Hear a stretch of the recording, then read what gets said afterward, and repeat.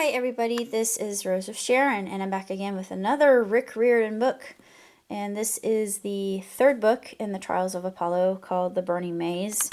And of course, the fourth book is called I think it's called The Serpent's Tomb, or just hold on a minute, because if I flip to the very last page of the book before the definitions, which I'm actually glad that he has definitions to both Roman and Greek gods, or Greek words and Roman words. If I just thumb through the Tyrant's Tomb, yeah, it's called the Tyrant's Tomb, and then it gives you a preview for Aru Shah, which is East Indian myth, which I've never really read any stories on East Indian myth, but I've always been fascinated by it.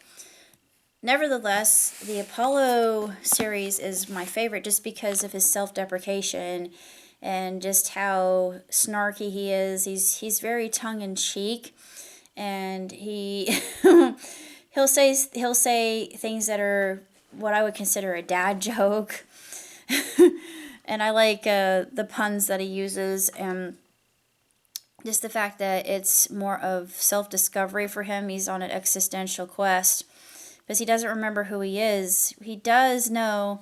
Meg kind of reminds him, actually she doesn't, she tells him straight up how he became mortal, put into the body of Lester Papadopoulos, 16-year-old male, mortal, and that punishment is not what Apollo was really hoping for from Zeus, because he's Zeus's favorite son.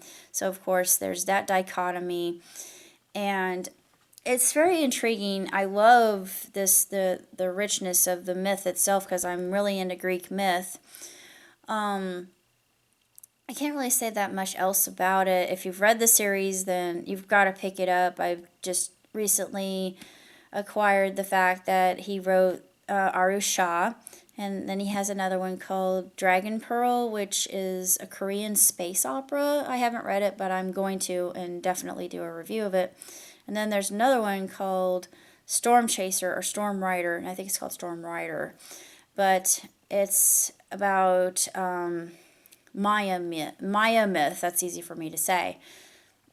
But all the myths that he covers, he does an excellent job. And of course, with the myths that he is not as so familiar with, he will collaborate, like with Aru Shah, and it shows.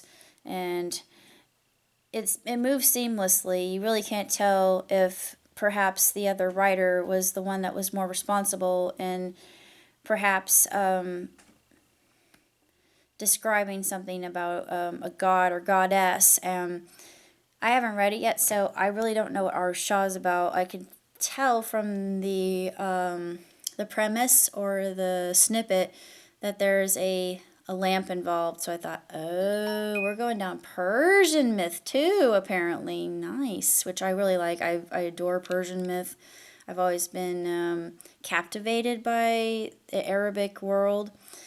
I don't really have that much else to say about Apollo, but Apollo is my favorite character. Of course, if you know me, and if you know my love of mythology, of course, he's my favorite god, other than Hermes, for obvious reasons. I don't really have that much else to say, other than the book is absolutely terrific. Rick Riordan has hit another homer out of the park. Easy peasy. Japanesey. It's short, though. I thought, why did it have to be so short?